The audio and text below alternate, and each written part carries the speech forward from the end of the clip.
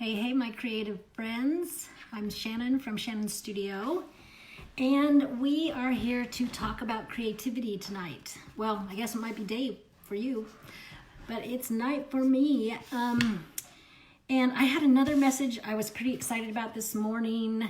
Hey, Trisha.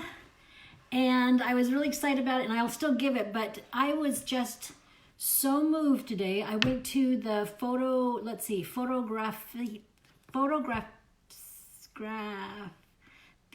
Museum. It's a photography museum. And it was just great. It was just amazing. So I changed what I was going to do because I went there and had some great experiences. So I decided to change what I was going to do tonight. So I'm going to start with, let's see, I have these things that in Sweden. The other day, sometimes I buy things simply because they're beautiful and I just love the packaging. So here are two candy bars that packaging that I bought. And what I didn't know was on the inside.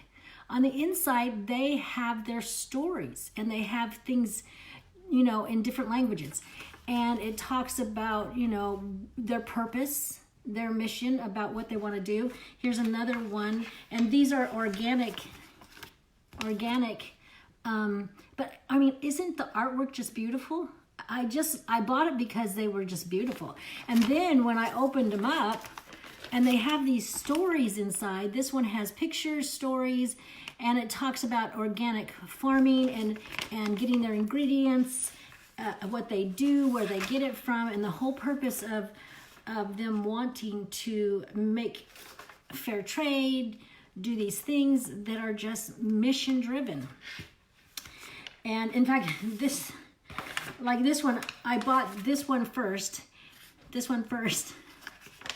And after I bought it, I bought another one. So I had bought this one, and on the inside, it didn't have the story. Do you know how disappointed I was? Because it was like, they didn't put the story in. Because they had made me so excited to read this, I was just going to read it again. So that's how you can get into somebody else's purpose and mission, because you take them on that journey. So here's another one. Another candy bar. Like chocolate a little bit, don't I? Another candy bar. This one's Tony's Chocolonely, I think is what it says to me. Maybe it says something to you. But anyways, on the inside, it talks about also their purpose. So their purpose is to be slave-free. So theirs is, our vision is 100% slave-free chocolate. Not just our chocolate, but all chocolate worldwide. And it's, alone we make slave-free chocolate. Together we can make all chocolate 100% slave-free. So we ask you to join in. And their little tag is crazy about chocolate, serious about people. I'm totally in. I went totally and bought their chocolates because they're trying to do something that is purpose-driven. And so, I just had those because I was so inspired by the art. Trisha says, yum, sounds like medicine to me for the soul, right? Yes. And since it's your birthday month, Trisha, you ought to try it out. So I was just really inspired by these. And so now when I'm out and about and I'm going to get a piece of chocolate or something, I try to look for their brands because they have a mission, and I'm kind of now tied into that. I had no idea about this whole Tony's and the whole slave, child labor, long hours, that sort of thing with preparation for chocolate. And so them doing that enlightened me and inspired me. So in Wired to Create, there's a quote. It says, inspiration is associated with having a greater purpose in life. Inspired people feel that their idea or vision is deeply meaningful and transcends their more self-serving concerns. I mean, deeply meaningful, and it transcends their own concerns. They're inspired, and in being inspired themselves, what they're doing is inspiring other people. So then we go to the museum today. I have a friend, Jean, and Jean and I went to the museum, and there was an exhibit there. And the exhibit was Jimmy Nelson, his photography, obviously, photography museum. It was so good. It was so good. He travels all over the world, Mongolia, Peru, Mexico, just all over. And he goes and spends weeks traveling deep into these countries to find the indigenous people. His whole point is an homage to humanity, but the quote, the little tag that he puts before this, his photographs in this exhibition was "before they pass away," and tries to bring out the cultural pride because these peoples are passing away. And when we went in, there's an app you can get. It's the Tony Nelson Companion app. So when you take this app, you download on your phone and take it around to the photographs. You can hold up the app to the photograph. There's an arrow and you can push on it, and then it shows a little video, so it shows even more.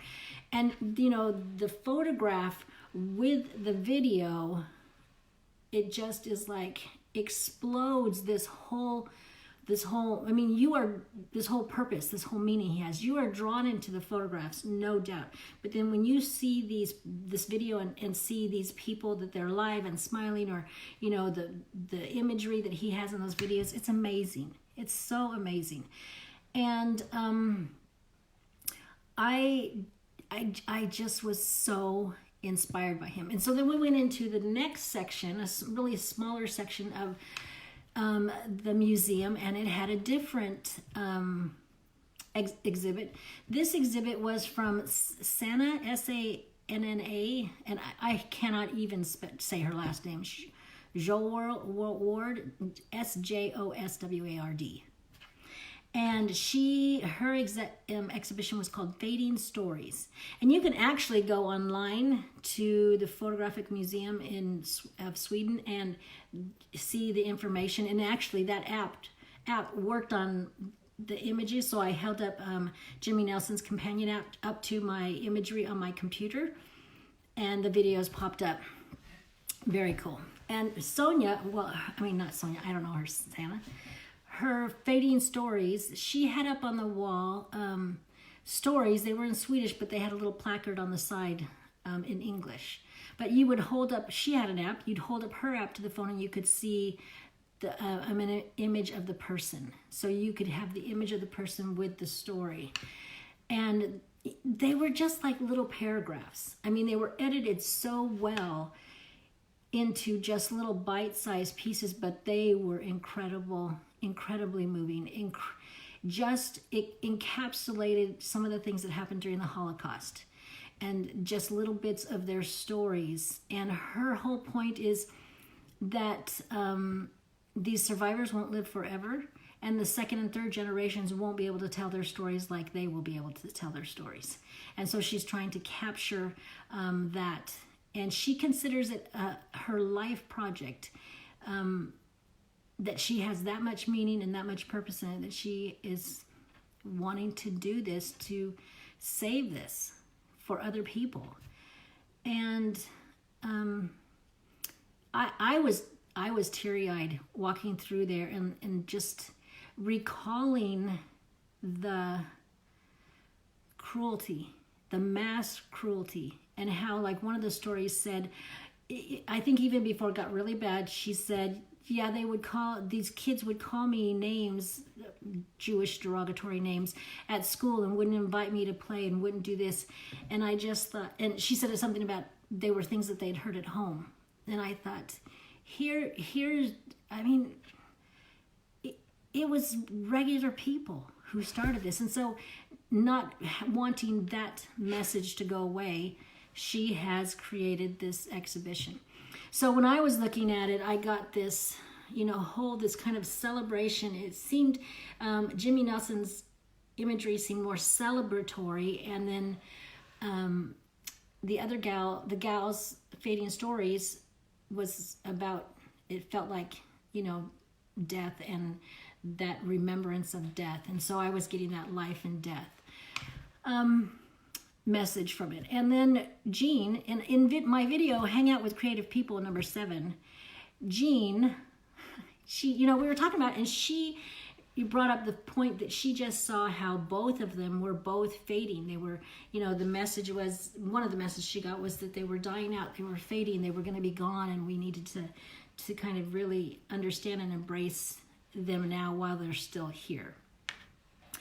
And I just thought, that's so cool. And, it went back to hang around creative people. They're going to help you be more thoughtful, be more creative. They're going to be inspired in a different way, and they're going to have a different viewpoint. And then you share those things, and it enriches everything. So, I loved it today. I loved it. I didn't make anything. I mean, I didn't, besides hot chocolate, I didn't make anything today. But it was still a creative day. And so that's when I talk about being creative every day, that was one of my other videos. I don't know which one. Does anybody know? I don't know. Oh, Daily Dose, number 64. That whole idea of being creative doesn't necessarily mean make something every day. You can. But it's like have that creative spark in you alive for a few minutes a day. And in fact, another friend her children go to the school Joseph goes to, she came down and spent the first half of the morning with me down there. And she was excited about being there and going through the exhibition. It really inspired me. And so there's another quote I wanted to share. Talking about how when you're learning and you grow, it says, inspired people also tend to enjoy increased levels of well-being in life. And a study found that inspiration leads to optimism, belief in one's capabilities, self-determination, and self-esteem. And I can tell you, when I was there, my whole being felt lighter and felt better, even though the content made me cry. I mean, I was so inspired. So that's the tip tonight, is to find inspiration in your creativity. Find the inspiring mission or mandate or message or whatever. Find that within your own creative heart, because there's things in there in your heart and that you believe and that you would get behind. It can be chocolate, wanting to make chocolate slave-free. It can be wanting to make chocolate organic. It can be wanting to remember these horrific things that happened in a way so they don't repeat themselves. Or it can be wanting to know different types of people all over the world before they're gone. Your message can be whatever, but just, it's whatever's in your heart and whatever's touched you and inspired you. You can inspire other people. You have that ability. So that's the tip. Find your creative inspiration to inspire other people. So with that, I want you to remember you have a creative heartbeat, so listen for it. And I will be back tomorrow and share some more creative things. I have a couple of things that I've been wanting to share for a while, and I thought it's time. So tomorrow, I think it's tomorrow. Is today Wednesday, Tuesday? No, Thursday. It'll be Thursday. Anyways, I'll be back tomorrow. We'll see ya. Bye.